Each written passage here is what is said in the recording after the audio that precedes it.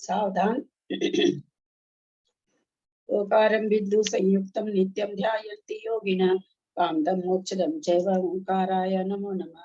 अविरल सद्घन होगा प्रचालित सकल भूतल कलंका मुनि विरूपासी सरस्वती हरति न दूरितम् अज्ञानतिमिरान्धानां ज्ञानाञ्जन शलाकया चक्षुरुन्मिलितं येन तस्मै श्री गुरुवे नमः। श्री परम गुरुवे नमः। परम्पराचार्य गुरुभ्यो नमः।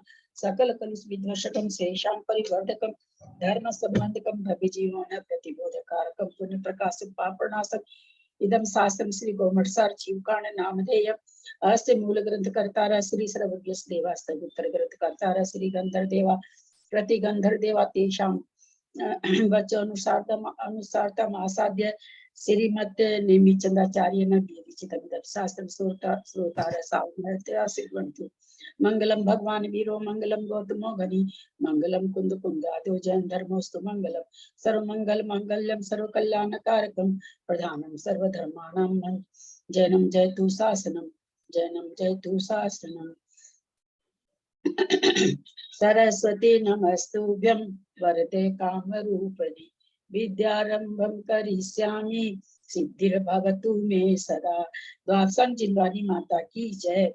परम मांगलिक ग्रंथ श्री गोमटसार जी जीवकांड जी की जय। नेमिचंद्राचार्य की जय। रत्नचंद्र मुक्तार जी की जय। अढ़ाई दीप में विराजमान सभी आचार्य उपाध्याय सर्व साधु के चरणों में नमोस्तु नमोस्तु नमोस्तु। सभी आरिका माता जी के चरणों में बंदामी बंदामी बंदामी। सभी क्षुल्लक केलक के चरणों में इच्छा में इच्छा में इच्छा में। सभी प्रतिमाधारी के चरणों में वंदना वंदना वंदना। ग्रुप में विराजमान अंजना जी को वंदना।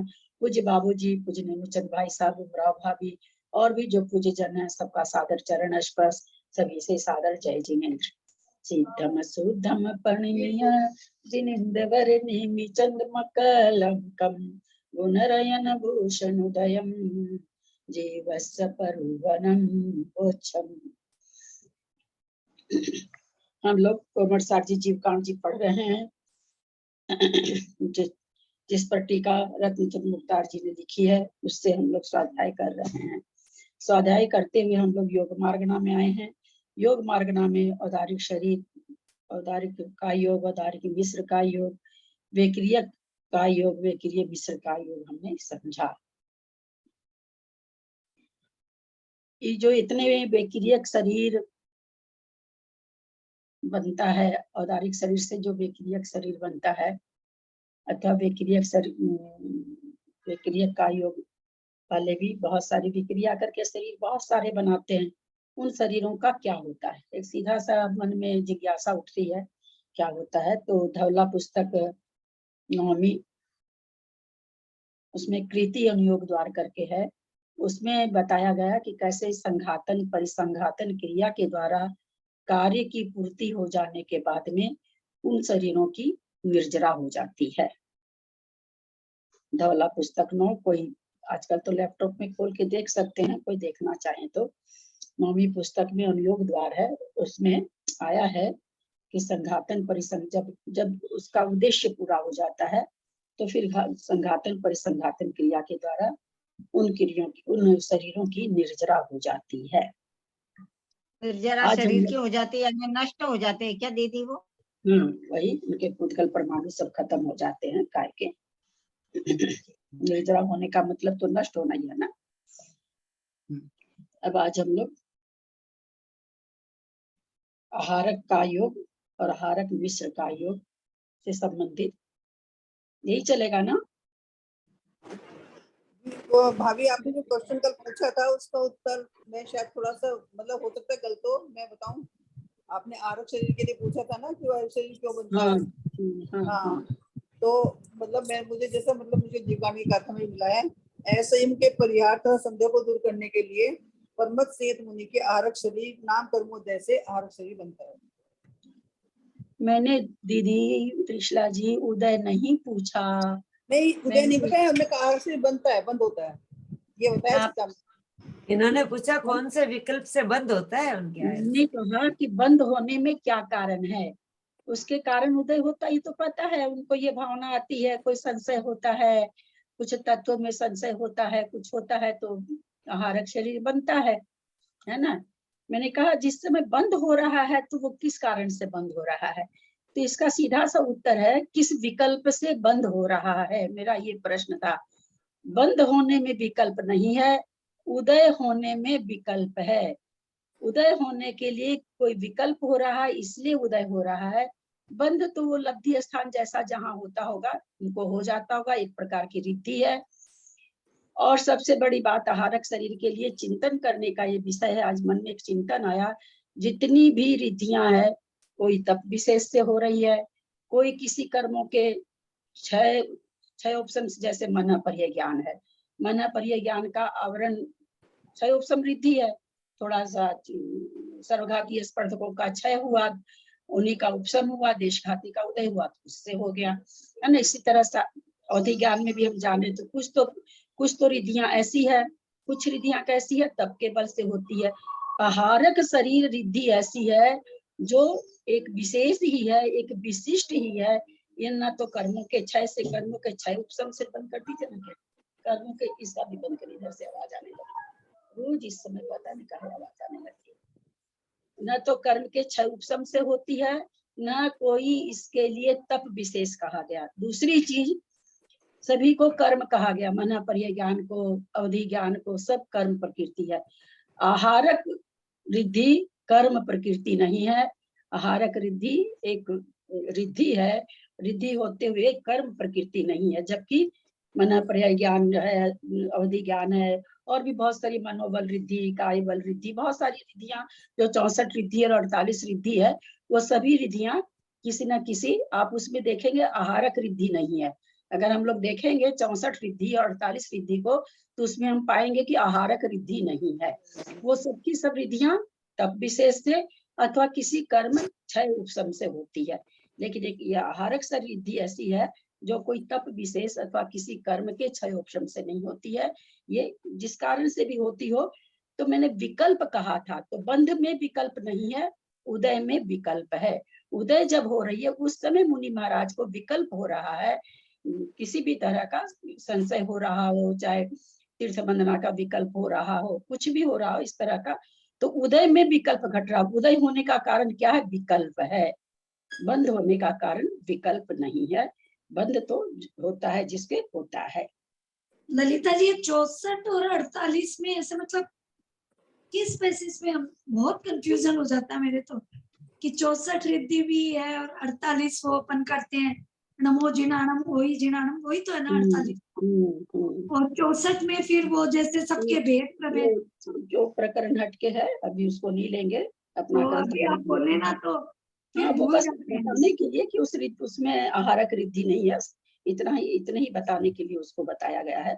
अब वो रिद्धियों में हम फंसने जाएंगे तो अपना प्रकरण रह जाएगा, वो प्रकरण से बाहर की चीज है। केवल ये बताने के लिए कि ये रिद्धि, उसमें आहारक रिद्धि नहीं आती है, कि आहारक के लिए है ना, उसमें नमो जिनानम, नमो नमो ओहि जिनानम, नमो परमोहि जिनानम, है ना। अवधि परम अवधि ज्ञानी को, अवधि ज्ञानी को सबको सर्वोहि जिनानम, सर्वावधि जिनों को नमस्कार करते। वहां आया ही नहीं आहारक जिनानम, आया ही नहीं है। तो ये एक विशिष्ट प्रकार की चीज है, हम इसको जाने। आहारक शरीर ऐसे तो हम लोग 2 लाइन की परिभाषा में कर लेते हैं, पर आहारक शरीर के बारे में बहुत सारे कथन बनते हैं। जितना मैं बता पाती हूँ बताती हूँ, बाकी और कभी भी चलते फिरते आ जाती है बात। अपने चलते हैं गाथा की ओर। गाथा नंबर 235।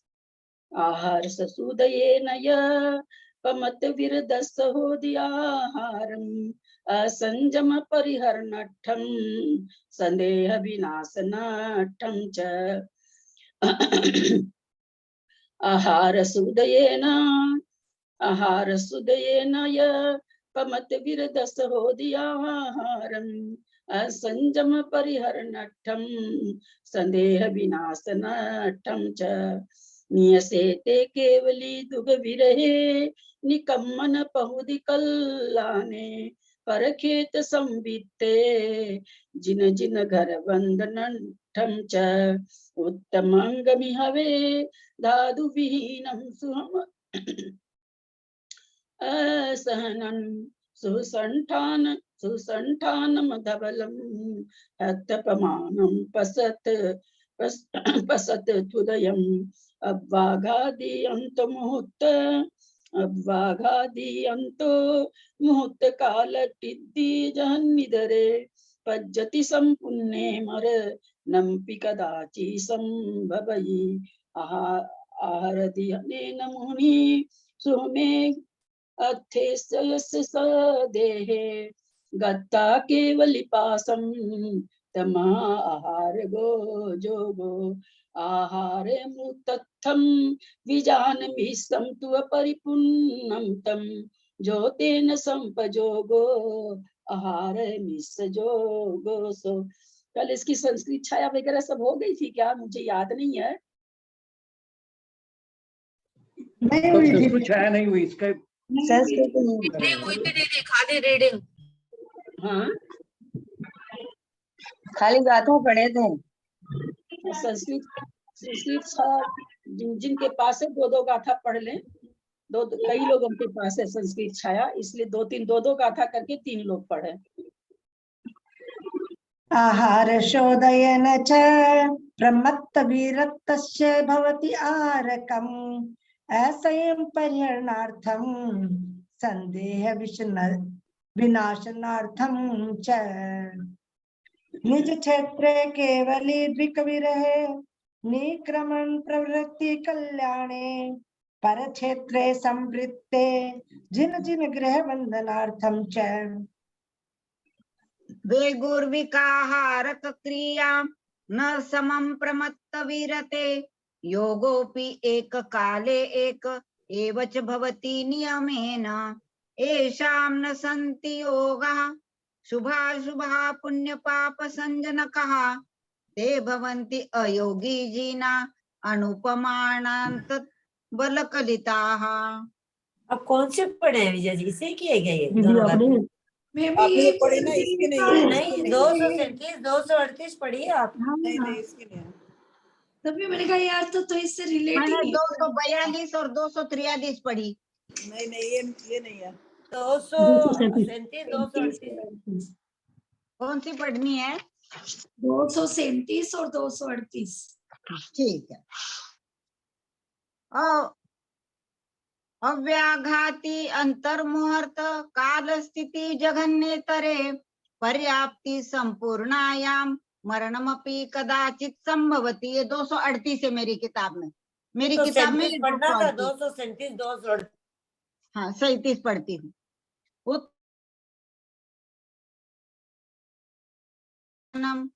शुभ संवहनम शुभ संस्थानम धवलम हस्त प्रमाणम प्रशस्तोदयम। प्रणाम दीदी। मैं पढ़ रही हूँ। आहार्येन मुनिः सूक्ष्मान् अर्थान् स्वस्तिन्देहे गत्वा केवली पार्श्वे तस्मादाहारको योगः। फिर से बोलिए इसको। हाँ दोबारा बोलिए। आहार्येन मुनिः सूक्ष्मान् अर्थान् स्वस्य संदेहे गत्वा केवलीयाश्चे तस्मादाहारको योगः। केवली पार्श्वम है, केवली पार्श्वम। आपके इसमें गलत है क्या? अच्छा मेरे में थोड़ा मिट रहा था। पार्श्व है में केवली पार्श्व के बाद मिटा हुआ था। पार्श्व ऊपर की लाइन मिटी हुई है पार्श्व। आप संस्कृत वाली पढ़ रहे हैं? एक और बोल रही हूँ ना। आहार आप संस्कृत पढ़ रहे हो क्या? हाँ संस्कृत बोल रही हूँ ना। संस्कृत बोल आधे रही हूँ। लोग तो संस्कृत पढ़ रहे हैं, आधे लोग प्राकृत पढ़ रहे हैं। नहीं संस्कृत ही पढ़ रहे हैं। संस्कृत कोई नहीं पढ़ रहा, भाभी ने। संस्कृत पढ़ रहा है। हाँ आहारक मुक्तार्थे बीजानि विश्रम तु अपरिपूर्णे तत् यस्नेन संप्रयोग आहारक मिश्रयोगः सः। दोबारा बोलो। बाकी है क्या? नहीं वो तो पूरी हो गई। दोबारा बोलो क्या? दीदी आहारक ये जो प्राकृत में 238 में मर अलग होगा, नम्पी अलग होगा क्या? हाँ वहीं पर 14-12 मात्रा पूरी हो जा रही है। तो फिर या तो एक साथ पूरा बोले बिना युति के। युति लेंगे तो फिर मर पे लेना पड़ेगा। दीदी ऐसे नहीं होगा क्या? मरणम फिर पी अलग? नहीं वो कैसे होगा? ना ना वो बैठेगा। मरणम पी कदाचित संभवई, ऐसे कह रहे हैं। हाँ तो छंद भंग तो नहीं हो रहा है, मरणम पी भी अलग ले सकते हैं, उसमें अ नहीं आ रहा है इसमें का, इसलिए पी भी ले सकते हैं। उद्गति संपुण्य मरणम पी कदाचित संभवई। ऐसे में ना थोड़ा सा वही होता है कि बिना युति के ही पढ़ना पड़ता है। चलिए नहीं तो ऐसे भी तो बैठ ही रहा है, खाली पुण्य तक लेने से। पुण्य तक लेने से, हाँ पुण्य तक लेने से पढ़ने में आसानी हो गई है। और उसमें 12 मात्रा नहीं बैठ रही है ना। हाँ वो अलग बात है, लेकिन वहाँ बैठ सेट हो रहा है। मात्रा के चलते वहां तक लिया जा रहा है, मात्रा नहीं आ उसमें 10 बैठ रही है, 10 मात्रा। दूसरी मात्रा बैठ रही है, 12 मात्रा होनी चाहिए इसीलिए। चलिए आगे ये कर रहे हैं, अर्थ कर रहे हैं। आहारस उदयेन, आहारस उदयेन, आहारक नाम शरीर नाम के कर्म के उदय से, परमत विरदस, परमत विरद यह माने जो अथवा और, परमत विरदस परमत विरत के होदि आहारम आहार होता है। आहार शरीर नाम कर्म के उदय से परमत विरत के आहार होता है। यहाँ पर ये क्या बात हुई, यहाँ पर क्या कोई नौकर्म वर्गना को ग्रहण करने की बात हो रही है क्या, क्या चीज से आहार? तो यहाँ पर ऐसे समझा जाए जैसे जिस समय हम स्वाध्याय कर रहे हैं, हम उस समय ज्ञान का आहार, आहार का मतलब यहाँ पर ग्रहण लेना है, ग्रहण करना। हम स्वाध्याय कर रहे हैं, हम ज्ञान को ग्रहण कर रहे हैं, ज्ञान का आहार ले रहे हैं। हम सामायिक कर रहे हैं, हम चिंतन का आहार कर रहे हैं, ग्रहण कर रहे हैं। यहाँ आहार का मतलब कवल आहार अथवा नौकर्म आहार की बात नहीं है। आहार का मतलब ग्रहण करना। तो आहार शरीर नाम, आहारक शरीर नाम कर्म के उदय से परमत विरत को आहार होता है। क्यों होता है? असंयम परिहरणठम, असंयम के परिहार के लिए, असंयम परिहरणठम माने असंयम के परिहार करने के लिए, संदेह विनाशनठम संदेह को विनाश करने के लिए। यहाँ पर एक बात उठती है, असंयम को परिहार करने के लिए। तो असंयम का परिहार मुनि महाराज तो हम लोग ऐसे ही जानते हैं कि 4 हाथ देख के एरिया समिति पूर्वक चलते हैं। फिर कौन सा असंयम का परिहार यहाँ पर आ गया, किस रूप में आ गया? ऐसे ना कि वाला कोई कहीं जाना है उनको प्रश्न पूछने के लिए, कहीं जाने के लिए, तो उन्हें कहीं उनसे कुछ जीव की हत्या ना हो जाए, ऐसा तो नहीं? वो तो सब समझ रहे हैं, वो तो मुनि महाराज भी चलते हैं तो 4 हाथ देख करके चल रहे हैं। फिर यहाँ पर क्या विशेष बात आ गई कि इनको संयम का परिहार करना पड़ रहा है? कोई दूसरे जगह कोई असंयम हो रहा है ना, वहां पे उनका मतलब जैसे किसी का छूट रहा है तो उसकी रक्षा के लिए वो निकलता है, कोई के लिए सहायता के लिए, या असंयम नहीं, वो सब थोड़ी घटेगा यहाँ पर। जैसे हर शरीर जब निकलता है तो किसी की हिंसा नहीं करते हुए निकलता है, तो हिंसा टालने के लिए आरक्षण निकलता है। तो वही तो हम आप लोगों से पूछ रहे हैं, हिंसा टालने की बात क्यों आ गई जब मुनि महाराज भी 4 हाथ देख के चल रहे हैं? हिंसा का उनको कहीं शंका पूछने के लिए या कोई अटेंड करने की, कोई पंचकला वगैरह देखने के लिए जाना है, औदारिक शरीर से जाएंगे तो हिंसा होगी, इसके लिए आहारक शरीर से जाते हैं। औदारिक शरीर से जाएंगे तो हिंसा होगी, इसलिए आहारक शरीर से जाते हैं। हिंसा क्यों होगी औदारिक शरीर से, वही तो पूछना चाह रहे हैं ना। जब 4 हाथ जमीन देख के चल रहे हैं, हिंसा क्यों होगी? सूक्ष्म जीव तो बाधित होते ही है ना। सूक्ष्म जीव, जिनको कौन सा सूक्ष्म जीव? बहुत सुंदर उत्तर।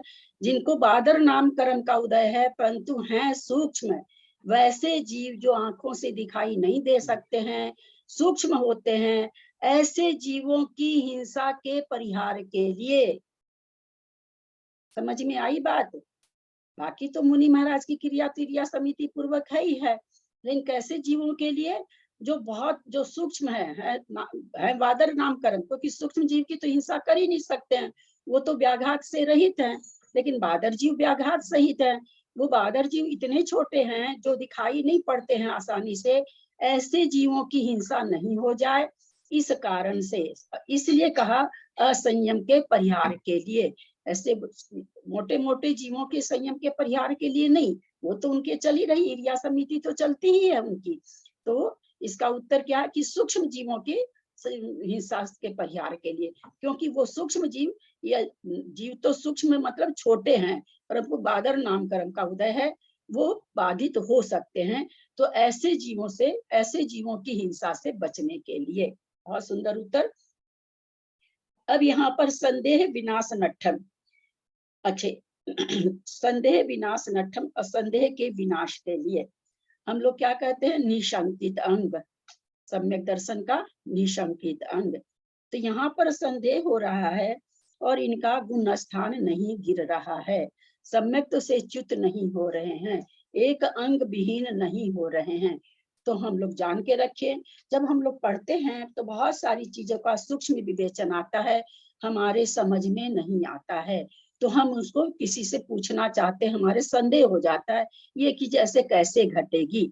ये एक ये संदेह हुआ। एक संदेह ये हुआ कि ये तो कथन ही गलत है, जिनवाणी में लिखा हुआ है तो क्या है, ये तो बन ही नहीं सकता, ऐसा संदेह करना, दोनों में अंतर है। तो इनको कैसा संदेह हो रहा, सूक्ष्म पदार्थों में, है ना। संदेह बिना, भी आगे बताएंगे संदेह के विनाश के लिए इनका संदेह कैसा। बहुत सुंदर सुंदर गाथा है, नीचे आगे गाथा सब बहुत ही मतलब कहते हैं जीव कांड जी में तो ऐसे ऐसे रहस्य भरे हुए हैं ना, जो हम मतलब इतना पढ़े हैं पर अभी तक इतनी चीजें नहीं पढ़ने को मिली थी। तो बहुत ही अच्छी चीजें सब आ रही है।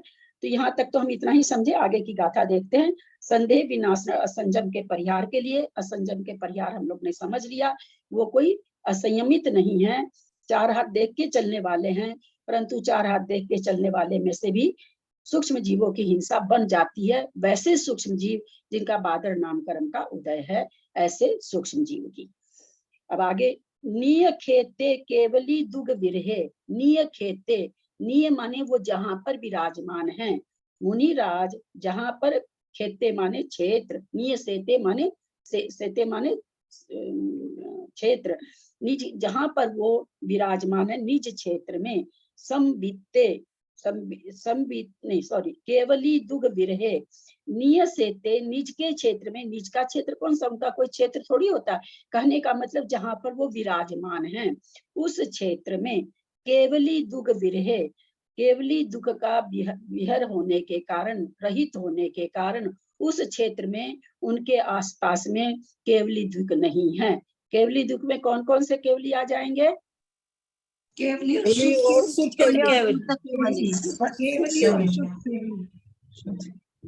केवली और श्रुत केवली, क्योंकि इसका योग केवली तो कुछ शंका का निवारण करने का मतलब ही नहीं बनता है, तो या तो श्रुत केवली हो अथवा केवली हो। तो यहाँ समझने की ये बात है, इनका जो संदेह है वो किसी आचार्य परमेष्ठी से, किसी उपाध्याय परमेष्ठी से नहीं निवारण हो सकता है। इनका संदेह देखें कितना तीव्र है, या कितना मतलब कहने का कितना सूक्ष्म विवेचन है, कि उसको दूर करने के लिए इनको या तो श्रुत केवली चाहिए या केवली चाहिए, इसके अलावा इनका कहीं भी संदेह दूर नहीं होता है। तो विरहे निकम्मन पहुदी कल्याणे, अथवा क्या कह रहे हैं, निकम्मन निष्कर्मन महोत्सव, निष्कर्मन पहुदी माने आदि, तो निष्कर्मण महोत्सव आदि कल्याणे, किस किस कल्याण में ये जाते हैं, तप कल्याण, तब कल्याण, तप ज्ञान मोक्ष तीनों में जाते हैं, तीन, तभी ना पहुदी लिख दिया। पहुदी माने निक्रमण महोत्सव से आगे फिर दोनों कल्याणक आ जाते, इसलिए पहुदी लिख दिया। बाकी गर्भ कल्याणक और जन्म कल्याणक में तो ऐसे भी आचार्य उपाध्याय परमेष्ठी जो कल्याणक करा रहे हैं उनको नहीं बुलाना चाहिए, उनके लायक वो कल्याणक नहीं है। हम लोग भक्ति बस बुला लेते हैं, उन्हीं के सामने ठुमकना चालू कर देते हैं, वो वास्तव में नहीं होना चाहिए। मुनि महाराज तो स्टेज पर तभी आए जब उनका तप कल्याणक हो, दो कल्याणक में मुनि महाराज के आने की कोई आवश्यकता नहीं होती है। तो कहते निकर्मण महोत्सव, इसमें भी क्या तप कल्याणक नहीं लिखा हुआ, निष्कर्मण महोत्सव माने जिस समय वो घर को त्याग रहे हैं। वास्तव में महोत्सव तो निष्कर्मण महोत्सव है, तपो महोत्सव कहीं नहीं लिखा हुआ है। उसी समय महोत्सव मनाया जाता है जब वो त्याग की भावना करते हैं और त्याग करते हैं घर का, उस समय ही महोत्सव मनाया जाता है। तप कल्याणक तो तब शुरू होता है जब वो पंचमुष्टि करके एक शिला पर बैठ जाते हैं तप करने के लिए। तब अब निकर्मण महोत्सव तो घर जिस समय छोड़ रहे हैं उस समय वहां पर वे आते हैं। तो आदि बहुधि कल्याण में निष्कर्मण आदि क्या नाम कल्याण को देखने के लिए।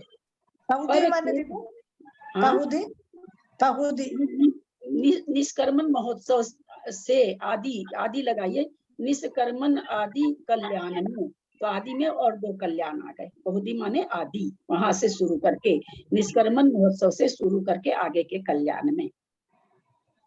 पर खेत संबीते, दूसरे क्षेत्र में संबीते माने विराजमान है, ऐसा जानकर कि दूसरे क्षेत्र में विराजमान है।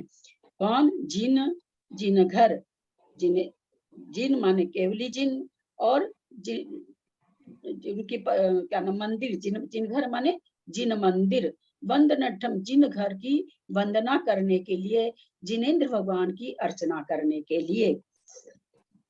ऐसा वो इस तरह से उनका आहारक शरीर का निकलने का कारण वो बताए। अब कहाँ से निकलता है? तो उत्तम अंगमी हवे, उत्तमांग जो सिर है उसको उत्तमांग कहा जाता है। इसके बीच में जो तालु होता है, जो कोमल स्थान होता है, जब बच्चे छोटे रहते तो हम लोग देखते हैं बीच में एक स्थान बहुत 1 इंच का करीब का एकदम गीला गीला रहता है, तो वही उत्तमांग कहलाता है, वहां से निकलता है ये शरीर। धातु विहीनम, धातुओं से रहित है, ये सभी प्रकार की धातुओं से रहित है। शुभम, शुभ है। असहनन, सहनन रहित है, यानी किसी भी तरह का हड्डी का सांचा नहीं है। सुसंस्थान, और शुभ संस्थान वाले हैं। शुभ संस्थान तो एक ही होता है, समचतुर संस्थान। धवलम, और कैसा है? धवल है, एकदम बिल्कुल सफेद है, चंद्रमा के जैसे कह दीजिए, शंख के जैसे कह दीजिए। हथ पमानम, 1 हाथ प्रमाण का है। पसत्थ उदय, पसत्थ उदय माने प्रशस्त कर्म के लिए उदय होता है, प्रशस्त कार्य के लिए उदय होता है। प्रशस्त कार्य या तो कोई जिज्ञासा हो गई उसके लिए, या पंचकल्याण के देखने के लिए, अथवा जिनेंद्र भगवान की अर्चा के लिए।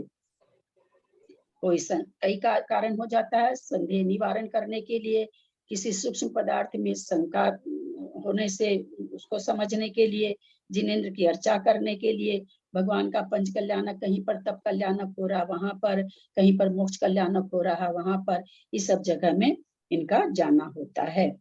अव्वाघादी, अब ये व्याघात से रहित है। व्याघात किसे कहते हैं? जिसका घात हो। तो ये अंतर्मूर्त प्रमाण इसकी, अच्छा आगा पहले पूरा कर देते हैं। अव्वाघादी माने व्याघात से रहित है। अंतो मुहूर्त काल स्थिति जहन नितरे, अंतर्मूर्त काल स्थिति माने स्थिति है इसकी, जहन भी, जघन्य भी, इधरे माने उत्कृष्ट भी, दोनों ही स्थिति इसकी अंतर्मुहूर्त है। अंतर्मुहूर्त के कितने असंख्यात भेद हैं, तो एक आवली एक समय भी क्या नाम इनकी जघन स्थिति हो सकती है। पज्जति संपुन्ने, पर्याप्ति पूर्ण होने पर, मरणम भी कदाचित सभई, पर्याप्ति पूर्ण होने पर कदाचित मरण भी हो सकता है। पर्याप्ति, जैसे पर्याप्ति पूर्ण कर लिए और अभी जहाँ शंका थी अथवा जिनेंद्र भगवान की दर्शन करना था वहां तो अभी पहुंचे ही नहीं, अभी तो मात्र पर्याप्ति पूर्ण की है और इनका मरण हो सकता है। क्या कहना चाहते हैं कि जब तक आहारक शरीर की पर्याप्ति पूर्ण नहीं होगी तब तक उस मुनि महाराज का मरण नहीं हो सकता। पर्याप्ति पूर्ण होने के बाद मरण हो सकता है, और ऐसे में क्या होगा, मरण होकर के वो शरीर की आत्म प्रदेश निकल के जहां भी जाना होगा जाएंगे। ये जो शरीर निकला है ये अपनी जो भी इसकी मतलब जो भी इसका था लक्ष्य था उसको पूरा करके वो आत्मा के प्रदेश जाके वापस उसमें मिल जाते हैं, उसके योनि स्थान पर जाने के पहले वहां पर जाते जाते समय तक मिल जाते हैं वो आत्मा। ऐसा नहीं है कि वो जो निकला हुआ शरीर है वो लौट के आएगा और तब वहां से आत्मा के प्रदेश निकलेंगे, ऐसा नहीं है। तो कहते हैं पर्याप्ति जब तक पूर्ण नहीं होती है तब तक तो मरण नहीं होता है। कौन से शरीर की पर्याप्ति? आहारक शरीर की पर्याप्ति। आहारदि अनेन मुनि सुहमे अथे सयस देहे। अथे माने पदार्थ, सयस एक माने मिनट दीदी, एक क्वेश्चन है। जैसे आहारक शरीर पुतला निकला, पर वो पुतला तो जा रहा है और मुनि महाराज का मतलब उनका मरण हो गया समय, तो वो पुतला बाहर ही है ना? मतलब आत्म प्रदेश अभी उनके बाहर है, तो वो आत्म प्रदेश विग्रह अवस्था में आके मिलेंगे या जन्म होने के कहाँ पे? हाँ विग्रह, वही तो कहा, इसलिए तो कहा ना कि योनि स्थान पर आके मिलेगा। अगर जैसे मान लीजिए कि वो लौट रहा था, है ना, लौट रहा था, मिलने ही वाला था, उसके पहले मरण हो गया, तो उसी समय मिल लेगा, है ना। क्योंकि त्रस्त जीवों की विग्रह गति कितने समय की होती है? तो बनेंगे तो त्रस्त ही ना, एक इंद्रिय दो इंद्रिय तो बनेंगे नहीं। छठे गुण स्थान में मुनि महाराज मरण कर रहे हैं, देव में नियम से देव में जाएंगे, तो कितने समय की गति हो सकती है उनकी विग्रह गति? अधिक से अधिक एक समय, दो समय, तीन समय में कितने समय की हो सकती है? एक समय की होगी ना, ऋतु गति होगी तो दो समय।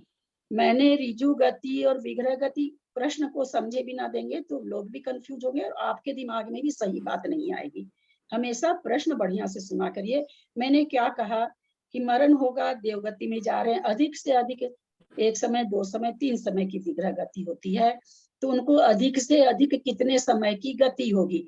ये ऋजु गति और विग्रह गति तो बोलना ही नहीं, मैंने समय पूछा आपसे, एक समय की होगी कि दो समय की होगी कि तीन समय की होगी, या तीनों प्रकार की होगी, या दो प्रकार की होगी, या एक प्रकार की होगी?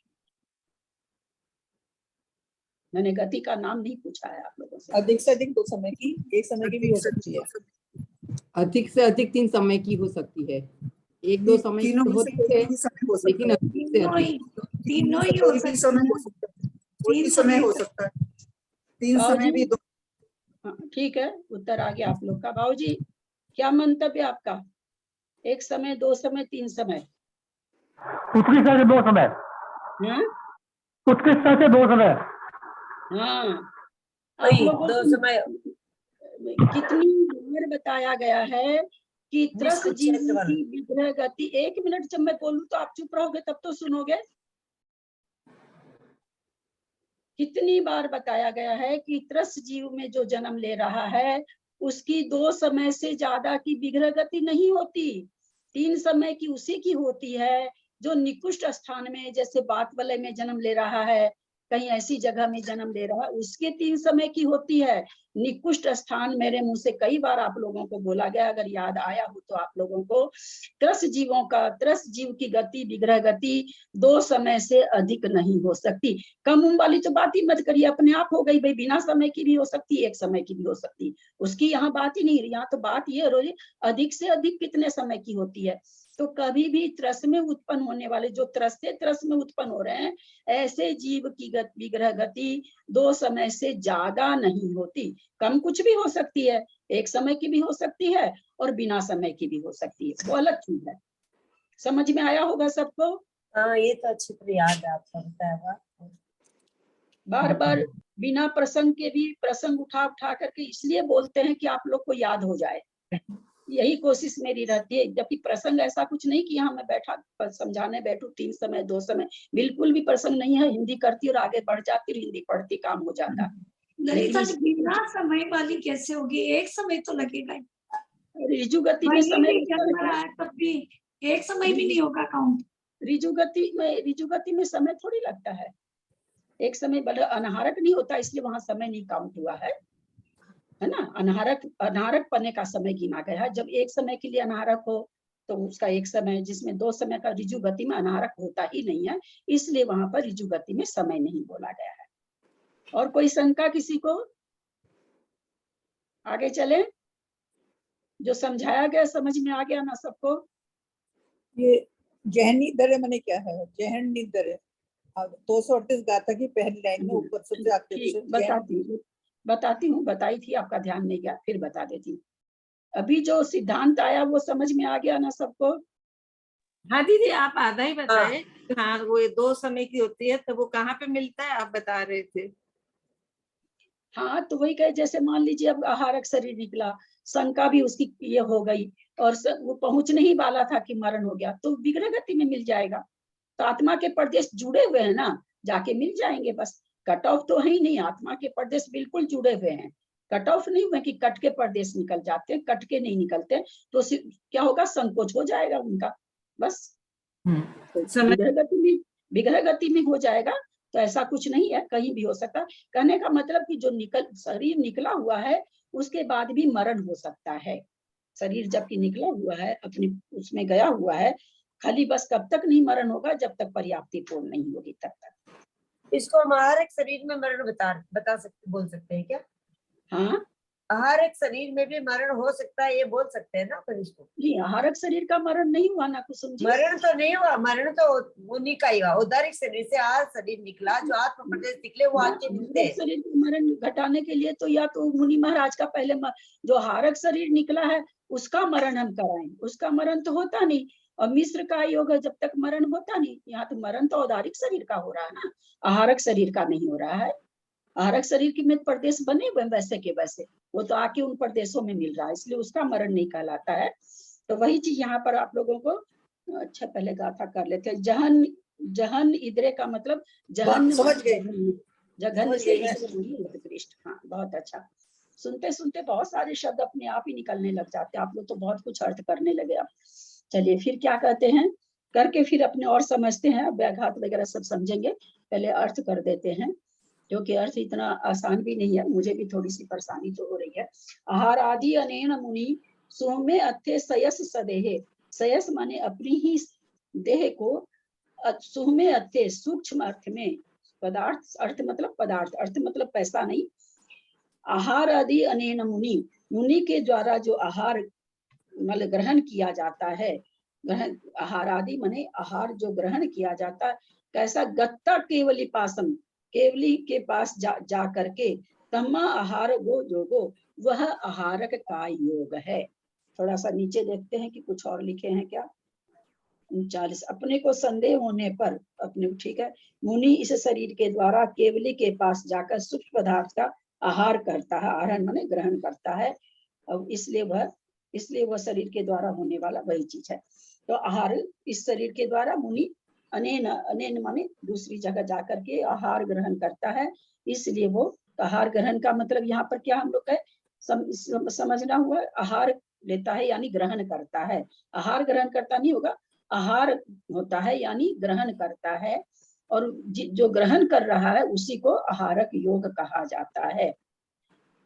आहारयम उत्तथम विजान मिस्सम तु अपरिपूर्णम तम, जो तेन संपजोगो आहार मिस जोगो सो।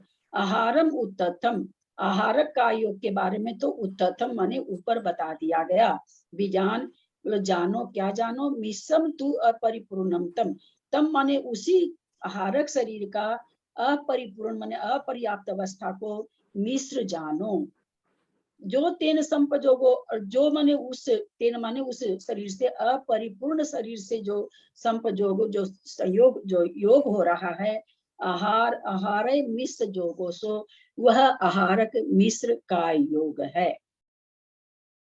अब अपने लोग चलते हैं। एक तो ये चीज जाने की अंतो मुहूर्त उसकी स्थिति होती है, और पर्याप्ति पूर्ण होने के बाद में कदाचित मरण हो सकता है। ऊपर एक शब्द आया अव्याघाती, व्याघात से रहित है। तो एक तो व्याघात से रहित हम लोग क्या अभी तक पढ़ रखे हैं, अभी तक की हमारी भावासना में क्या चीज आ रखी है कि पेड़, पहाड़, नदी, इनसे व्याघात नहीं होगा। भाई फिर व्याघात होगा कि नहीं होगा, होगा ना व्याघात। व्याघात ऐसे होगा अगर मरण अवस्था आ जाए तो। काय की स्थिति कितनी है, अंतर्मुहूर्त है, लेकिन अगर मरण आ जाता है तो जघन्य अंतर्मुहूर्त काल में ये वापस लौट के आ जाता है। तो इसलिए इसका व्याघात कहाँ घटेगा, केवल मरण आने पर, नहीं तो ये अपने समय पूरे काल तक रहेगा। अब इसके बाद जो गाथा में नहीं आया है वो हम लोग समझते हैं आगे, इसमें हो तो मुझे पता नहीं, वर्णन जहाँ कर रहे हैं उसमें व्याघात माने व्याघात माने किस बाधा पहुंचना, अब जैसे हम लोग कहते हैं ना भाई कि आहारक शरीर के लिए कोई बाधा नहीं रहता, पहाड़ हो, नदी हो, समुद्र हो, सबको टपके चले जाते हैं। यहाँ पर एक विशेष चिंतन तो देना यहाँ पे चाहेंगे। व्याघात, हाँ, यहाँ पे व्याघात से क्या बताया आपने कि अंतर्मूर्त स्थिति होती है ना, अंतर्मूर्त नहीं रह के भी जघन्य अंतर्मूर्त में ही व्याघात इनका हो सकता है। ऐसे ये व्याघात से रहित है, लेकिन भाई व्याघात हो सकता है क्या, तो बोला बस इतना ही हो सकता है कि बड़ा अंतर्मूर्त नहीं होकर के छोटे अंतर्मूर्त में अगर मरण आ जाए, तो मरण हो जाए, तो मुनि महाराज का काय औदारिक शरीर का मरण हो जाए, तो इनका मरण नहीं होगा, औदारिक शरीर का मरण हो गया तो क्या है, बड़ा अंतर्मूर्त नहीं लेके छोटे अंतर्मूर्त में आ जाएंगे, ये व्याघात हो गया ना उनका।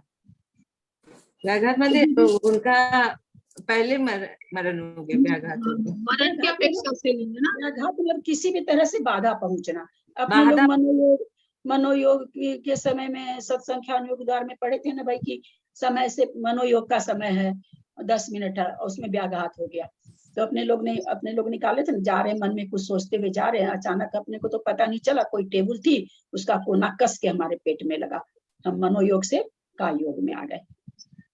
जैसे इसको व्याघात करते हैं, मतलब उस चीज का बदल जाना। मतलब यहाँ व्याघात का मतलब ये होगा कि औदारिक शरीर का मरण हो रहा है, इसलिए आहारक शरीर अपने गंतव्य स्थान तक न पहुंचकर वापस आ जाता है, वो व्याघात हो गया। गंतव्य शरीर पर, गंतव्य स्थान पर नहीं पहुंचकर, इसमें अभी मतलब दो तरह की चीज जानने में आई। कोई तो कहते हैं जाके गंतव्य स्थान पे जाके तब आता है, एक बार जिस लक्ष्य के लिए निकलता हारक शरीर लक्ष्य को पूरा करता है और लक्ष्य को पूरा करके आके उसमें मिल जाता है, क्योंकि बहुत छोटे समय में आ जाता है, जाने में देरी तो लगती नहीं है, तो और पर्याप्ति पूर्ण करने के बाद ही मरण हो रहा है, तो उतनी देर में जाके आ सकता है। तो अभी तक तो यही जानने में आया है कि अपने लक्ष्य को पूरा करके आके मिल जाता है। तो व्याघात कैसे घटा, व्याघात ऐसे घटा कि वो पूरा अंतर्मुक्त रहता, लेकिन वो फट से लौट जाता है, उसमें आके मिल जाता है। वैसे ये अव्याघात है, क्योंकि कहाँ किस कारण से यहाँ पर अव्याघात ही बताए, पर्याप्ति पूर्ण होने पर ही मरण होता है, पहले नहीं होता है, इसलिए अव्याघात शरीर है। यहाँ पर ये इसके अर्थ ये भी लेना पड़ेगा फिर कि जब तक वो गंतव्य स्थान तक अपना कार्य पूरा करके नहीं लौटता है तब तक मरण नहीं होता है। नहीं, मरण तो हो ही जाएगा, मरण तो औदारिक शरीर का हो गया ना, अपना कार्य पूरा करने के बाद वापस आते समय मरण होगा। शरीर का मरण नहीं होता, मरण उसका होता है जिसका जन्म होता है, मरण नहीं होता। इसके प्रदेश बाहर निकले हुए हैं, वो प्रदेश आके उसमें मिल जाते हैं। अगर मरण नहीं होता है तो अपना ठीक है बड़ा अंतर्मुक्त लेता होगा, और मरण हो जाने से औदारिक शरीर का मरण हो गया और शरीर निकला, पर्याप्ति पूर्ण क्रिया अपने गंतव्य की ओर चल दिया, इधर मुनि महाराज का मरण हो गया। तो मरण हो गया, ये विग्रह गति में है, जब तक विग्रह गति इनकी पूरी होती है जब तक वो लौट के आ जाता है और आत्म प्रदेश में जुड़ जाते हैं। मतलब उसका उद्देश्य तो पूरा होता ही है, जिस भी उद्देश्य के लिए निकला है। जाना हुआ तो यही, अभी तक हमको इसमें कुछ मिला नहीं, और उनका जी वगैरह खोल भी नहीं पाते हैं, इतना समय नहीं मिलता है, नहीं तो लैपटॉप में तो खोल सकते हैं। तो अभी तक तो यही जानकारी में है कि अपना पूरा करके ही लौटता है, वो बीच में से नहीं लौटता है, लेकिन हो सकता है कोई विशेष वाचना अभी मेरे को मतलब पता नहीं चली है। दूसरी चीज कुछ और बता रहे थे, क्या बता रहे थे, उस समय कुछ बता रहे थे विशेष बात,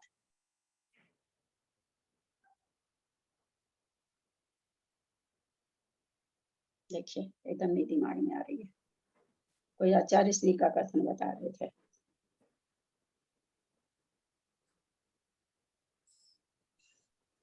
नहीं याद आ रहा।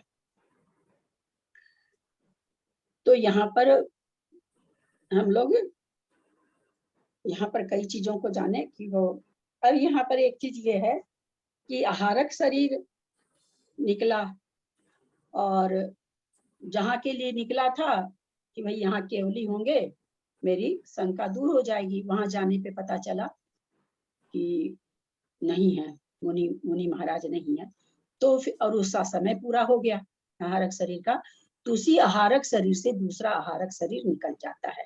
एक तो ये कारण है। एक ये भी बताते हैं कि हारक शरीर निकला कहीं खास जगह जाने के लिए, रास्ते में उसे पता चला कि समय शिखर इधर बाएं बगल में है और इधर किसी तीर्थंकर का तप कल्याणक हो रहा है। ऐसा पता हमको कैसे चलता है? एक तो देवों का झुंड जाता है, उससे पता चलता है कि भाई देव क्यों जा रहे हैं। दूसरे उनको अवधि ज्ञान रहता है तो जान जाते हैं। तीसरा उनका श्रुत ज्ञान विशेष रहता है तो उसके चलते जान जाते हैं कि भाई कहीं पर पंचकलानक हो रहा है अथवा कहीं पर केवली विद्यमान है, ऐसा उनको इससे पता चल जाता है। तो एक साथ में कई शरीर निकाल सकते हैं, एक साथ में कई आहारक शरीर निकाल सकते हैं। वो सारे शरीर, लेकिन निकलेगा आहारक शरीर से आहारक शरीर। तो यहाँ पर प्रश्न उठता है, तो क्या सब में मिश्र का योग होता है, पर्याप्तियां पूर्ण करता है? तो ये उसी तरह से है जिस तरह से औदारिक शरीर से औदारिक विक्रियक शरीर बनता है, उसमें कोई पर्याप्ति पूर्ण नहीं होती और औदारिक शरीर ही कहलाता है। उसी तरह से आहारक से आहारक शरीर निकलता है, उसमें पर्याप्ति की जरूरत नहीं होती है, पर्याप्त शरीर ही निकलता है। तो ललिता जी, शंका निवारण के लिए जैसे कोई गया शरीर, तो वहां बैठे मुनिराज को भी वो आत्म प्रदेश जुड़े हुए, इससे उनको तुरंत पता चल जाता है क्या कि क्या मतलब समाधान हुआ? जो अगर उनका मरण हो गया, ना बोलते हैं कि बिल्कुल हाथ जोड़ के 3 परिक्रमा करके मुख से बोलते हैं, अपनी शंका मुख से बोलते हैं केवली के सामने। तो वहां बैठे मुनिराज बोलते हैं या वो आरक पुतला गया वो बोलता है ना? आरक पुतला बोलता है, मुनिराज तो कहाँ के कहाँ बैठे हैं। तो फिर मुनिराज को वो चीज कैसे पता चलती है अगर उनका पहले मरण हो गया? मरण मुनिराज का तो मुनिराज से क्या, मुनिराज का तो औदारिक शरीर का मरण हुआ ना, आहारक शरीर तो उनका बना ही हुआ है। जो शंका के लिए निकला था आहारक शरीर, वो तो वैसे का वैसे बना हुआ है। नहीं, वो तो पर जो आत्मा है, जो मुनि की मतलब मुनि के आत्म प्रदेश है, उनकी आत्मा में भी वो संबोधन आ जाता है क्या? आ ही जाएगा। आचार्य श्री का ये कहना है, जैसे ऐसे तो कहा जाता भाई आहारक शरीर कहाँ से निकलता था, जहां तक मनुष्य पाए जाते हैं अढ़ाई द्वीप में, पर आचार्य श्री विद्यासागर जी का ये कहना है कि नंदीश्वर द्वीप जाने में भी बाधा नहीं है। अब कैसे नहीं है कि नहीं है, ये आप लोग चिंतन करिएगा। मैंने तो आचार्य श्री की वाचना आपके तक पहुंचाई है। उनका यह चिंतन है अढ़ाई द्वीप से बाहर भी आहारक शरीर नंदीश्वर की वंदना के लिए भी जा सकता है। आहारक शरीर के भी अंगोपांग मतलब वैसे ही आंख नाक कान सब होते हैं क्या? अंगोपांग सारे आहारक अंगोपांग है कि नहीं नाम प्रकृति में? है ना? तो है फिर। तो वो आप बोले ना कि अभी बचन बोल देता है तो उसको मतलब मुंह से बचन, तो अंगोपांग सारे ही होते हैं उसके, तो वैसे के वैसे अंगोपांग है, आहारक अंगोपांग है, नाम प्रकृति में अंगोपांग है तो मुख भी है, मुख है तो वचन भी है। हाँ, वो वैसे के वैसे। तब यही शंका भी मंजू की ना, तो वो निकल गई, अंगोपांग के हिसाब से निकल गई। तो इस तरह से लेकिन मनुष्य लोक से बाहर नंदीश्वर द्वीप कैसे चले जाते निराहारक शरीर वाले मुनिराज? अब आचार्य श्री का एक चिंतन है, हमने बताया। अब कैसे जा सकते नहीं जा सकते वो तो आचार्य श्री जाने। अब जो इसमें आचार्य श्री के भक्त हैं वो जाके उनसे पूछेंगे तब होगा। कभी जरूर नहीं पाती हूँ, कहीं जाती हूँ क्या होगी उसमें, व्याघात तो होता नहीं है, तो कहीं भी जाओ एक समय में तो कहाँ पे काम हो जाते हैं, क्या फर्क पड़ता है? उसमें आत्म प्रदेश तो मनुष्य के है ना, मनुष्य से बाहर पाया नहीं जाता है। तो इस तरह से मतलब ऐसा कहीं भी किसी भी ग्रंथ में आया नहीं है कि अढ़ाई द्वीप से बाहर आहारक शरीर पाया जाता है। क्योंकि क्या लिखा, वैसे जिनेंद्र की जिन घर की वंदना करने के लिए नंदीश्वर द्वीप में जाना ये नहीं है, लेकिन अब आहारक शरीर वहां जाता है क्या, ये आचार्य श्री का अपना ये है कि कोई ऐसी ये नहीं है, वहां भी जा सकता है, वहां तक जा सकता है, नंदीश्वर द्वीप तक जा सकता है। अब कितना क्या ये तो अपना अपना चिंतन है, पर उनका ये चिंतन वो मैंने बताया आप लोग को। अब अभी एक बात पूछनी थी कि जो आहारक शरीर में से आहारक पर्याप्ति पूर्ण होने पर आहारक शरीर निकलता है, वो तो ठीक है, वो समझ आ गया। लेकिन एक आहारक शरीर में से कई आहारक शरीर निकलते हैं, ऐसा बताया ना आपने? हाँ। अच्छा चलिए, 15 भंग किसको याद, चलिए इन्हीं के प्रश्न पर प्रश्न है। बहुत अच्छा प्रश्न आप लोग करें तो अच्छा लगे ना। मैं प्रश्न करती हूँ, मैं ही उत्तर देती हूँ तो बड़ा गड़बड़ होता है। प्रश्न आप करिए, उत्तर मैं दूं, तब तो चले। मैं प्रश्न करती हूँ, उसका उत्तर भी नहीं देते हैं, तो मुझे उत्तर भी देना पड़ता है, डबल मेहनत होती है। अब बताइए 15 भंग किसको याद है? हाँ मुझे याद है। बोलिए, 1 मिनट और, किसी को याद है क्या? नहीं। क्या चीज के 15 भंग? शरीर के 15 भंग, कायोग के। औदारिक औदारिक शरीर बंधन, औदारिक तेजस बंधन, औदारिक कार्माण शरीर बंधन, औदारिक तेजस कार्माण शरीर बंधन, वैक्रिक वैक्रिक शरीर बंधन, वैक्रिक तेजस शरीर बंधन, वैक्रिक कार्माण शरीर बंधन, वैक्रिक तेजस कार्माण शरीर बंधन। फिर आएगा आहारक। तो आहारक शरीर, आहारक शरीर बंधन, फिर आहारक तेजस शरीर बंधन, आहारक कार्माण शरीर बंधन, आहारक तेजस कार्माण बंधन, और तेजस शरीर बंधन, तेजस कार्माण शरीर बंधन, और कार्माण शरीर बंधन। कार्माण शरीर बंधन, कार्माण शरीर, हाँ कार्माण शरीर। इसमें जो एक बंधन आया, और आहारक शरीर बंधन, वो क्या है? आहारक से आहारक शरीर निकल रहा है ना। तो ये तो खैर है ही है कि अगर उसकी पूर्ति नहीं हुई, लक्ष्य की पूर्ति नहीं हुई, समय खत्म हो गया, तो वो आहारक शरीर तो नष्ट हो जाएगा। तो नष्ट होने के पहले दूसरा आहारक शरीर बना लेते हैं, तब आहारक में आहारक घट रहा है। लेकिन कई आहारक शरीर बना सकते हैं, ये विकास भैया का कहना है। मुझे नहीं पता, क्योंकि अपने इस ग्रंथ में तो अब पढ़ेंगे तो पता चलेगा कुछ है क्या। विकास भैया का कहना है, उस समय अपने हुआ था ना जब एक बार, तो भी आया था अधिकरण, अपन पढ़ाई किए थे, आप थे तो आप वो अंतर्मूर्त में यदि संख्या का निवारण नहीं होता है तो आहारक शरीर बनाते हैं, और एक शरीर से कई आहारक शरीर बना सकते हैं। दूसरा भी बनाया तब भी नहीं संदेह का दूर हुआ, और केवली वहां भी नहीं मिले, शरीर तो बना वो और शरीर बना लेगा। तो ऐसे तो बनाने का है ही है, ये तो खैर है ही है। वो तो पता है, वो तो बनता है। तो एक शरीर से कई दिशा में कई शरीर को भेज देना, ये विकास भैया का कहना है। उनके कहने से हम बोल रहे हैं इस चीज को, कि एक साथ कई शरीर बना लेना। कि नहीं पता चला इस समय शिखर जी इधर है, तो भावना आ गई तो उसमें से फिर एक शरीर उधर चला गया, फिर और कोई का भी पता चला, तो उधर इस तरह से कई शरीर निकाल सकते हैं एक आहारक शरीर से, ऐसा उनका कहना। बाकी तो अपने दीदी समय हुए अंतर्मूर्ति रहेगा क्या? हाँ, सबका अंतर्मूर्त रहेगा। अंतर्मूर्त में सब, अंतर्मूर्त से ज्यादा तब रुक ही नहीं सकता ना, अंतर्मूर्त से ज्यादा तो उसकी काय स्थिति नहीं है। तो दीदी आपने बोला था ना, यदि समय पूरा हो जाता है तो तुरंत दूसरा शरीर बन जाता है, तो उससे मतलब क्या हुआ? जैसे 48 मिनट है अंतर्मूर्त को, हम लोग 47 मिनट मान के चले। 47 मिनट में उनको जो शंका निवारण करना था, अथवा जिन प्रतिमा का जो दर्शन करना था, अथवा कोई कल्याण में जा रहे थे, तब कल्याणक में जा रहे थे, नहीं पहुंच पाए, ऐसा कुछ भी उनके साथ हो रहा है। तो अब देख रहे हैं कि ये तो नष्ट हो जाएगा, तो स्वतः ही अपने आप उसमें से शरीर और निकल जाता है। केवल भगवान के खाली दर्शन के लिए भी तो जा सकते हैं।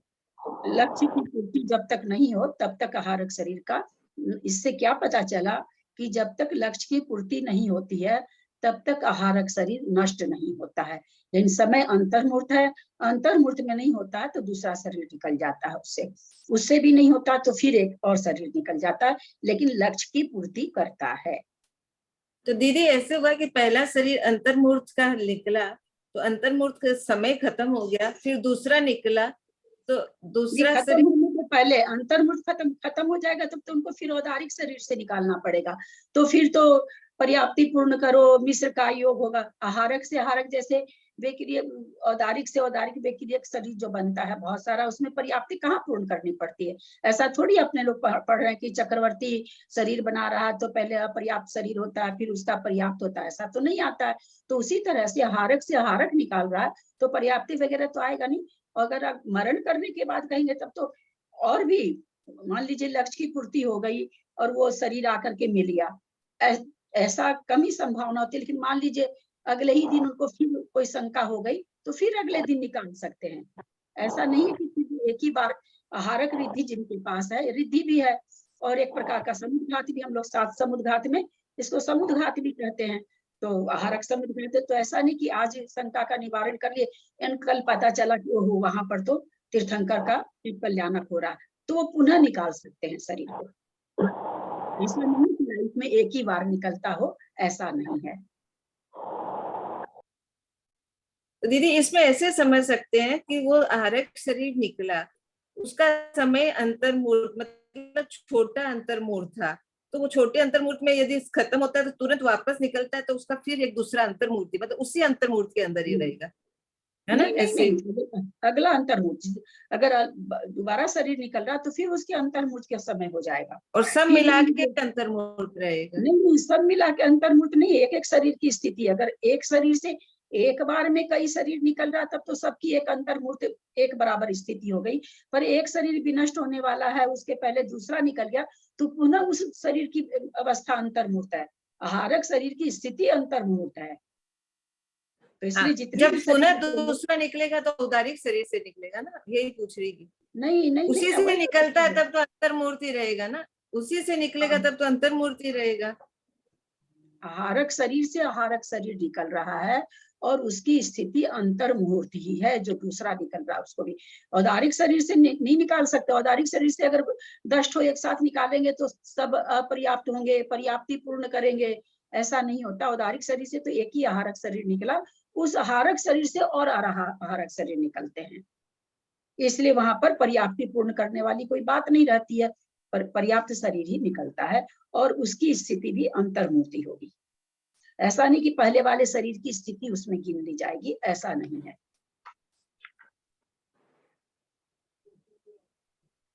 ठीक है, चलें आगे। समय है क्या? 2 बज गया। गाथा पढ़े थोड़ा सा सब जोशी में 2 बज गया। ग्रंथराज को पढ़ा ही नहीं गया। ये आहारक शरीर बहुत ही इंटरेस्टिंग। हाँ, बहुत इसमें मतलब बहुत अच्छी तरह से, नहीं तो थोड़ा इसमें बहुत सारी चीजें जानने के हैं। एक वो परिहार विशुद्धि वाले जो है वो भी बहुत है, और ये आहारक शरीर, 2 चीजें ना इसमें वर्णन पढ़ते ही जाओ, पढ़ते ही जाओ।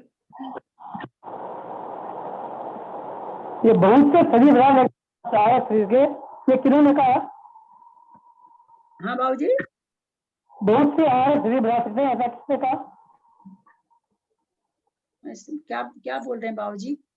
आहार शरीर बोल रहे हैं, बहुत से आहार शरीर बना सकते हैं, 2-3 आहार शरीर बना सकते हैं। हाँ, कई बना सकते हैं बाबूजी। आहारक बंधन में आप देखेंगे ना तो उसमें आहार 4 बना, 2-3 आहार शरीर एक साथ बना सकते हैं क्या? ये कथन तो बाबूजी, एक मिनट हम समझ गए बाबूजी। ये कथन तो हम लोग भी पढ़ चुके हैं बाबूजी कि एक शरीर निकला, उसका लक्ष्य की पूर्ति नहीं हुई तो उसका उस समय दूसरा शरीर निकल जाता है। ये तो आहारक बंधन का मतलब वही है। अब रह गया कि आहारक शरीर निकला और उसको रास्ते में पता चला कि भाई बाएं तरफ तो शिखर जी बहुत नजदीक है, या मैं जहां जहां सीधा जा रहा हूँ इसके दाहिने तरफ किसी का तब कल्याणक हो रहा, किसी तीर्थंकर का, तो कहते हैं उसी शरीर से वो 2 शरीर और निकाल सकता है। हाँ, कहते ये चीज, हाँ, ये विकास छाबड़ा जी के प्रवचन में है, जब पढ़ा रहे हैं वो आहारक शरीर, उन्होंने ये कहा कि कई शरीर, मैं तो 2 बोली ना, जैसे कई शरीर निकाल सकता है, बिना मतलब तो नहीं, मतलब के कई निकाल सकते। जो उनका आहारक शरीर का कार्य है, वैसा कार्य की उपस्थिति अगर रास्ते में और मिलती है तो उस आहारक शरीर से और आहारक शरीर निकाल सकते हैं। यानी एक जगह एक ही जीव के कई आहारक शरीर पाए जा सकते हैं। अच्छा। एक ही जीव के, एक ही मुनिराम महाराज के। रिद्धि है जी, बिना कर्म के क्षयोपशम की रिद्धि है, बिना तपस्या की रिद्धि है। सोच के देखिए ना कितनी अनूठी चीज है आहारक का योग, बहुत अनूठी चीज है। मान लीजिए कोई किसी मुनि महाराज को, यहाँ तक संभावना है बाबूजी, कोई मुनि महाराज को मरने के समय ये रिद्धि हुई है ना, 8वें गुण 7वें 8वें में होती है ये रिद्धि, 7वें 8 7वें में थे, हो गई, 6ठे में आए, मरण हो गया, देव बन गए जाकर के। मान लीजिए 2 सागर वाले देव बने, उससे नीचे तो बनेंगे नहीं, भवंतिक में तो जाएंगे नहीं। 2 सागर, उसकी जघन्य आयु कितनी है, उसकी जघन्य आयु कितनी है पहले दूसरे स्वर की, मान ली उतनी जघन्य आयु से चले गए। हालांकि जैसे ही मरण हुआ वैसे ही उद्वेलना चालू हो गई उस प्रकृति की, क्योंकि ये सत्कर्मी थे बाबूजी। अपना सत्कर्म ये गुण स्थान से च्युत होते ही खत्म करने लग जाती है। सत्कर्म मतलब अपनी सत्ता को ये क्या करती है, जैसे ही 6ठे स्थान से च्युत हुई नहीं जैसे ही मुनि महाराज का स्थान च्युत हुआ नहीं, वैसे ही उद्वेलना चालू हो जाती, नियम से स्वतः ही हो। ऐसा नहीं कि मिथ्यात्व में आने पर होती है। दो आचार्यों का दो मत है। वीरसेन आचार्य तो कहते हैं सत्कर्मी थे, यानी जैसे ही 5वें गुण स्थान में कोई आया उद्वेलना चालू हो जाएगी। अपने हेमीचंद आचार्य घटाते हैं कि भाई जब मिथ्यात्व में आएगा तब उद्वेलना होगी। तो दो तरह का कथन मिलता है, लेकिन ज्यादा मतलब यही चीज चलेगी कि मुनि महाराज का स्थान च्युत हुआ, 5वें में आ गए अथवा चौथे में आ गए, तो उद्वेलना चालू हो जानी चाहिए, क्योंकि वो छठे गुण स्थान के नीचे नहीं पाई जाती है। तो वहां पर ऐसे भी समझ सकते हैं, ऐसा भी कदाचित हो सकता है कि कोई छोटी आयु लेकर के देव में गया, उद्वेलना नहीं हुई, फिर वो मुनि महाराज में गया 8 वर्ष में होकर के और मुनि बन गया, कदाचित उसको पहले की बंधी हुई प्रकृति भी पाई जा सकती है। अच्छा, कदाचित उद्वेलना नहीं हुई हो और उदय होने लायक स्पर्धक रहे हो, उनको उदय में हो सकता है, ऐसे भी उसको बन सकता है। गजब की प्रकृति बाबूजी, एक तो तीर्थंकर प्रकृति, एक आहारक भी, 2 प्रकृतियां तो गजब की है। हाँ ठीक है, ठीक है। दक्षमात्रा पदवाक्यहीनं मया प्रमादादि किंचनोक्तं तन्मे क्षमित्वा विददातु देवी सरस्वती केवल बोधलब्धिं। बोधि समाधि परिणाम शुद्धि स्वात्मोपलब्धि शिव सौख्य सिद्धि। चिंतामणिं चिंतित वस्तु दाने त्वं वन्दमानस्य ममास्तु देवी। जाबानी के ज्ञान ते सुझे लोकालो सोबानी मस्तक चढ़ो सदा देत मुदो। हे जिनवानी भारती तो ही जपू दिन रैन जो तेरा शरणा गए सो पावे सुख चैन। देव भजु अरहंत को गुरु से हो निर्ग्रंथ दया धर्म पालू सदा यही मौज का पंथ। द्वादशंग जिनवानी माता की जय। 9 बार नमोकार।